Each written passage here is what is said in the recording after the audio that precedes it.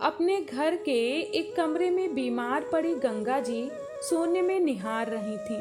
कहने को उनकी बीमारी कोई बड़ी नहीं थी, पर जब मन ही बीमार हो तो तन कैसे बेहतर महसूस कर सकता है। अम्मा जी लीजिए, ये खिचड़ी खाकर दवाई ले लीजिए। तभी उनके घर काम करने वाली फूलन ने आवाज दी, नारी भूख नहीं मुझे। उन्होंने उदासी के साथ कहा, अरे अम्मा, खाओगी नहीं तो दवाई कैसे लोगी, और दवाई नहीं लोगी तो ठीक कैसे होगी। फूलन प्यार से बोली, क्या करना है री ठीक भी होकर। वैसे भी तन का रोग दवाई से ठीक हो सकता है, पर मन का क्या, वो बीमार हो तो कोई इंसान कैसे ठीक रह सकता है। गंगा जी बोली, अम्मा एक बात कहें आपको, छोटा मुंह बड़ी बात होगी, पर खुद को रोक भी नहीं पा रहे कहने से। फूलन बोली, तेरी किसी बात का कभी बुरा माना है क्या मैंने? तू तो मेरे बेटे बहू से बढ़कर है, बोल क्या बोलना है। गंगा जी बोली, अम्मा तुम्हें भैया जी और भाभी ने इस कोठरी में पटक दिया और तुम चुपचाप यहाँ आ गई। वो कितने कितने दिन यहाँ झांकते नहीं, अपने बच्चों को दादी के पास नहीं आने देते। ना आपका पूरे घर में डोलना उन्हें पसंद है, फिर भी आप उनके लिए मरी जाती हैं, ऐसा क्यों? गंगा जी की मुंह लगी फूलन ने आखिर मन की बात बोल ही दी। तुझे पता है, जब तेरे साहब जी यानी तेरे भैया जी के पापा इस दुनिया से गए थे, तब तेरे भैया जी 10 वर्ष के थे। तब मैं कम पढ़ी लिखी औरत जिसने कभी अकेले बाहर कदम तक नहीं रखा था, उस पर क्या बीती थी। वो तो शुक्र है कि अपनी सारी जमा पूंजी लगा ये घर उन्होंने अपने जीवन काल में बनवा लिया था, वरना तो कहाँ जाती मैं। तब मुझे अपने बच्चे और खुद का भविष्य अंधकार में लग रहा था। मायके में माँ बाप नहीं थे, ससुराल वालों ने कभी मुझे दिल से स्वीकार नहीं किया, तो बेटे के बाद मुझे क्या सहारा देते। इतना बोल गंगा जी हाफने लगी। लो अम्मा पानी पियो और चुप हो जाओ, पहले ही तबीयत खराब है, और करनी है क्या? फूलन उन्हें पानी पिलाती हुई बोली, नारी आज मन की बात बोल लेने दे। मैंने तब खुद को मजबूत बनाया और आंगनबाड़ी में खाना बनाने वाली नौकरी पकड़ी, क्योंकि इससे ज़्यादा कुछ कर नहीं सकती थी मैं। ये इतना बड़ा घर था तो इसको किराए पर दिया, जिससे ज़्यादा से ज़्यादा पैसा आए और मेरे बेटे को किसी चीज़ की कमी महसूस ना हो। जब घर से बाहर निकली तब पता लगा, एक जवान विधवा का घर से बाहर निकलना भी आसान नहीं होता। खैर, किसी तरह बच्चे को पाल रही थी, घर भी हिसाब से चलाती, जिससे उसकी सब जरूरत पूरी करने के साथ साथ उसके भविष्य के लिए भी जोड़ सकूं। फिर वो बड़ा हुआ और पढ़ने के लिए पुणे चला गया। मुझे उस वक्त कितनी खुशी मिली थी कि अब कुछ सालों में मेरा बेटा मेरा सहारा बनेगा। उसकी शादी के ख्वाब तक देखने लगी थी मैं। गंगा जी इतना बोल अपने आंसू पोंछने लगी। हाँ, इसके बाद तो मुझे पता है, भैया जब पढ़ लिख कर नौकरी करने लगे तब उन्होंने साफ बोल दिया वो अपनी पसंद की लड़की से शादी करेंगे, और आपने भी बेटे की पसंद को अपना लिया। फूलन बोली, हाँ री, क्यों ना अपनाती, आखिर कलेजे का टुकड़ा है वो मेरे, उसकी खुशी में ही मेरी खुशी है। गंगा जी मुस्कुराते हुए बोली, पर क्या उनकी पसंद ने आपको अपनाया?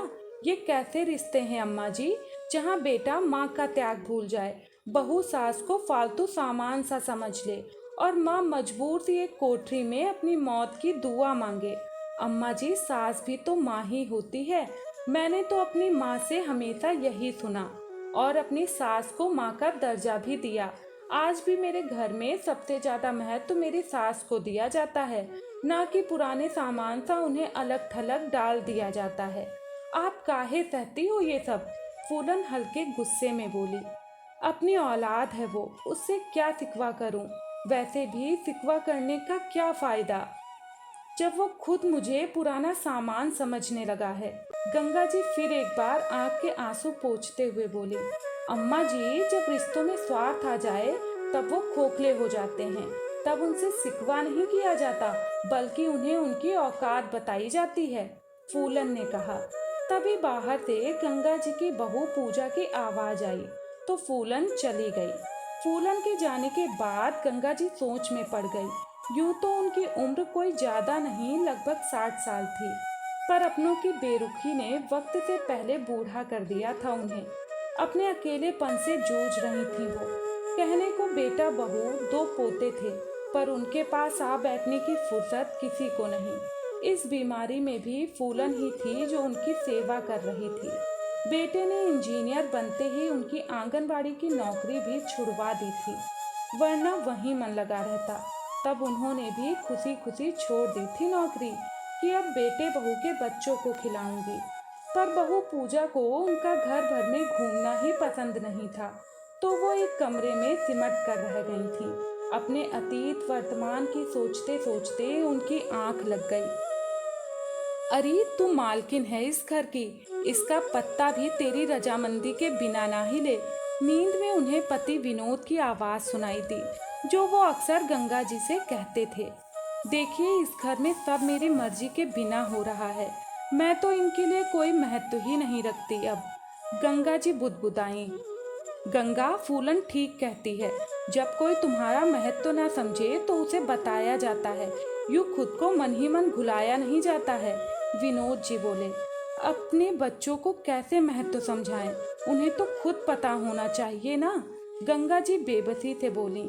जब रिश्तों में खोखलापन आ जाता है तब औलाद माँ बाप की कीमत नहीं समझती। ऐसे में माँ बाप का फर्ज है अपने भटके बच्चों को सही राह लाए, फिर चाहे उन्हें साम दाम दंड भेद की नीति ही क्यों ना अपनानी पड़े। पर यह बताना जरूरी है कि हम बूढ़े हैं पर लाचार नहीं, विनोद जी बोले। तभी बाहर कुछ गिरने की आवाज आई और गंगा जी की नींद खुल गई। उन्होंने आंखें मलते हुए चारों तरफ देखा, पर वो जिसे ढूंढ रही थी वो तो वहां थे ही नहीं। गंगा जी में एक बदलाव आया। अब वो वक्त पर खाना दवा सब लेने लगी और कुछ दिन में ठीक हो गईं। हालांकि शरीर में कमजोरी थी, पर इतनी नहीं कि चल फिर ना थके। माँ, आप बाहर क्यों आई हैं?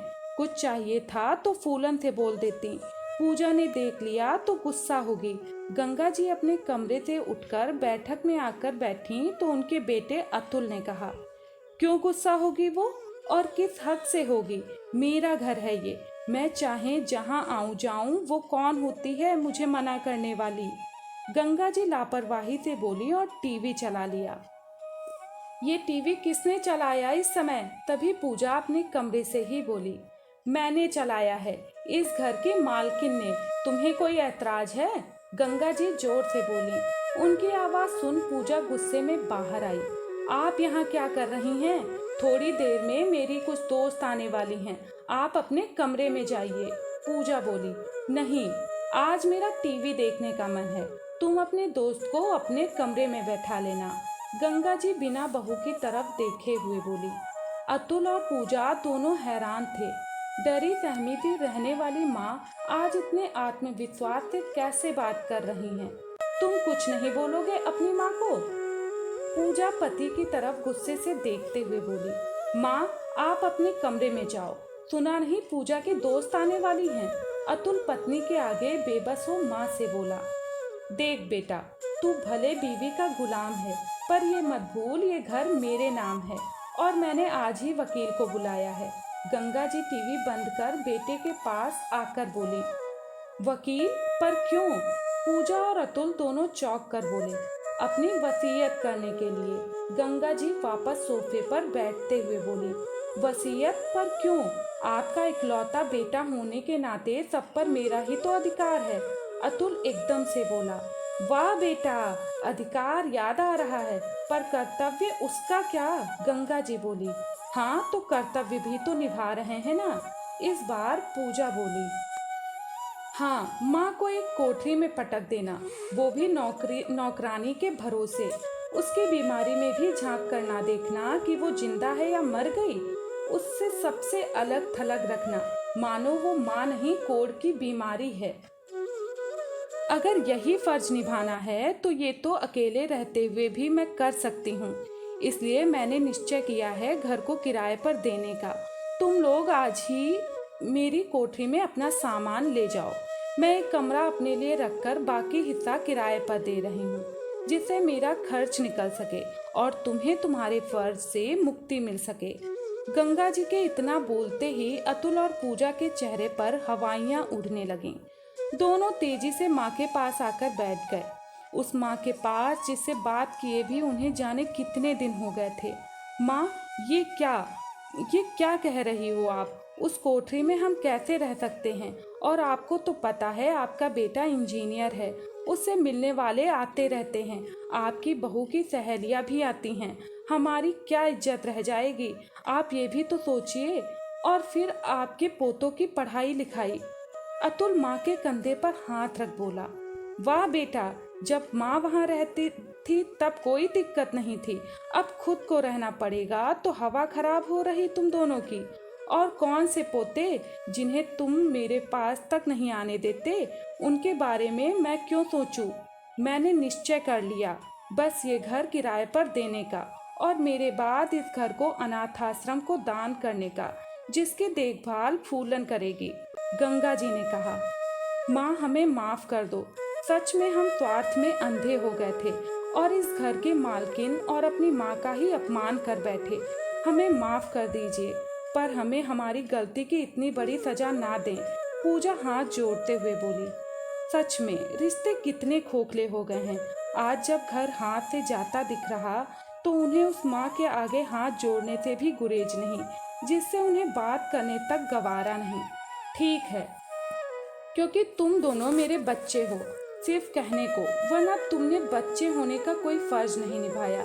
सिर्फ एक खोखला रिश्ता है तुम्हारे साथ मेरा, पर फिर भी मैं माँ हूँ, मैंने तो कभी तुम्हें खुद से अलग माना ही नहीं, तो उसी रिश्ते के नाते मैं तुम्हें एक मौका देती हूँ। मैं तुम्हारे वाले कमरे में, जो कि पहले मेरा था, उसमें रहूँगी। बाकी बचे 2 कमरे तुम लोगों के हैं, और हाँ, वो मेरी कोठरी भी ले लेना। ऊपर के दोनों मंजिल मैं अब किराए पर चढ़ाऊंगी, क्योंकि मुझे भी पैसा चाहिए। अगर मुझे तुम्हारी तरफ से जरा भी उपेक्षा मिली तो मैं फैसला लेने में एक पल भी देरी नहीं करूंगी। चलो अब ऊपर से अपना सामान हटा लो, गंगा जी ने कहा। पर माँ, केवल 2 कमरे? पूजा बोली। हाँ, तो एक तुम्हारा, एक तुम्हारे बच्चों का। फिर ये बैठक भी तो है, अगर मंजूर नहीं तो तुम किराए का घर देख सकती हो, गंगा जी सख्ती से बोली।